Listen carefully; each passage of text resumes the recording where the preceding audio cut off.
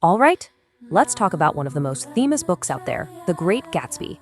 And really, it all boils down to one simple question, doesn't it?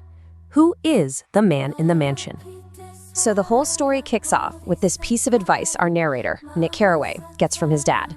It's an idea that basically becomes his North Star, his guiding principle. Try not to judge people.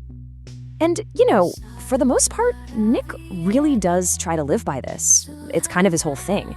He's this open-minded guy, the one who just listens, which, of course, makes him the absolute perfect fly on the wall for all the crazy drama of the super rich.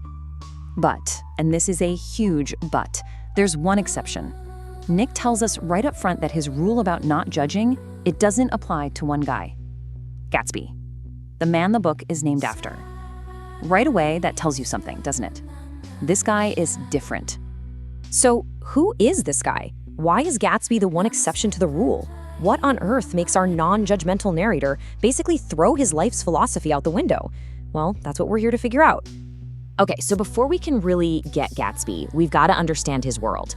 And our ticket into this crazy, glittering scene is Nick Carraway. He's this guy from the Midwest, totally new to the East Coast scene in the summer of 22. He rents this tiny little house and basically gets dropped right into a world of money that's, well, it's just off the charts. And the main stage for all this action, it's split between two chunks of land on Long Island. They look almost identical on a map, but believe me, they are worlds apart. We're talking East Egg versus West Egg. And the gap between these two places, it's the whole ballgame. So here's the deal.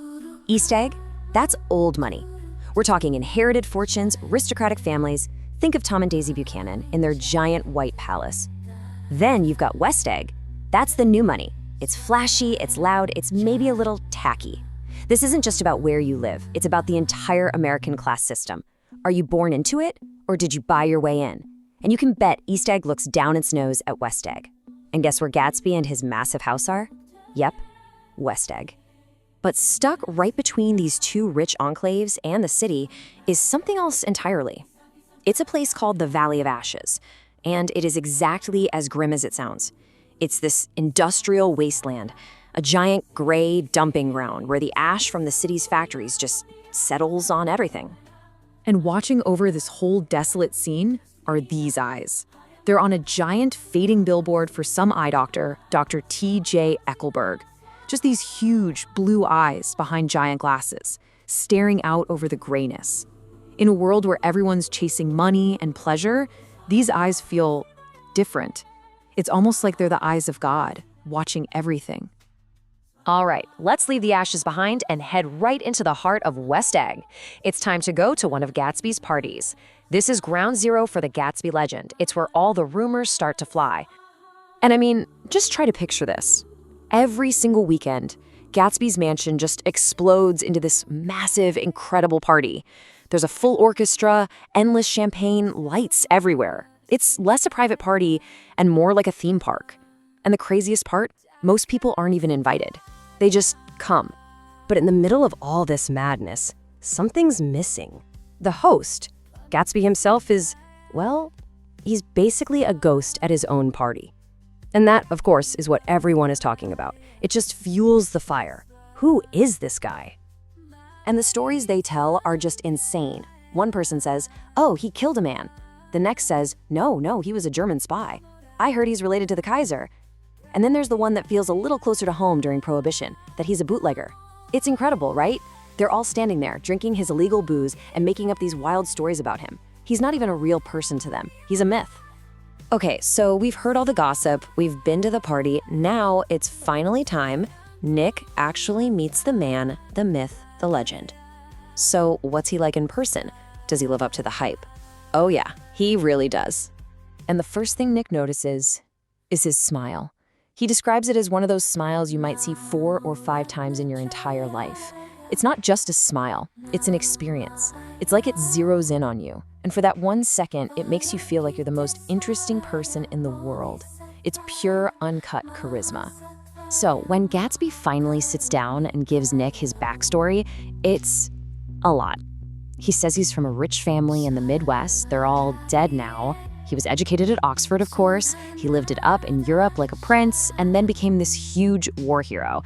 I mean, it all sounds a little rehearsed, right?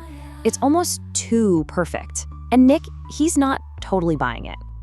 And then Nick meets one of Gatsby's business partners, this guy named Meyer Wolfshine. And let me tell you, this guy is sketchy. He's a gambler, he's got cufflinks made out of human teeth, and oh yeah, he's the guy who fixed the 1919 World Series. All of a sudden, that bootlegger rumor starts to sound a whole lot more believable, doesn't it? All right, we've got the parties, the rumors, the sketchy friends, but we're still missing the biggest piece of the puzzle. Why? Why all of this? Now, we finally get the answer. We're about to uncover Gatsby's grand design. And the big reveal doesn't actually come from Gatsby himself. It comes from Jordan Baker, the pro golfer. She has a private chat with Gatsby, pulls Nick aside later, and just says, "I've just heard the most amazing thing." She holds the key to the entire mystery. And this is it. The whole thing. It's a love story. Here's the timeline. 5 years ago, back in 1917, Gatsby was just a young, poor army officer. He falls head over heels for this beautiful, rich girl, Daisy. But then he has to go off to war, and while he's gone, she marries Tom Buchanan, a guy with an insane amount of money. So what does Gatsby do? He spends the next 5 years getting rich, buys a mansion right across the bay from her, and starts throwing these legendary parties. All for what? On the crazy 1 in a million chance that she might just wander in one night. And now, the final piece of the plan, he needs Nick, who just happens to be Daisy's cousin, to set up a meeting. I mean, think about that. This is the reason for everything. The house, the parties, all that money. It was never about showing off to the world. It was all a stage, built for an audience of one person. It was all for Daisy. And suddenly, it all clicks into place for Nick. Remember when he first saw Gatsby, standing on his lawn in the dark, reaching out towards the water? He wasn't reaching for the stars. He was reaching for something much smaller but so much more important. A single green light shining at the end of Daisy's dock.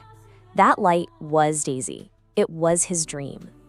So there you have it. The mystery is solved. We know who Gatsby is, and we know what he wants. He is a man completely obsessed with recapturing the past. But, solving one puzzle just opens up another, even bigger one.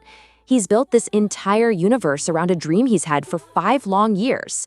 And that leads to the real question of the novel. Now that he's about to get what he wants, can his perfect, beautiful dream survive contact with the real thing?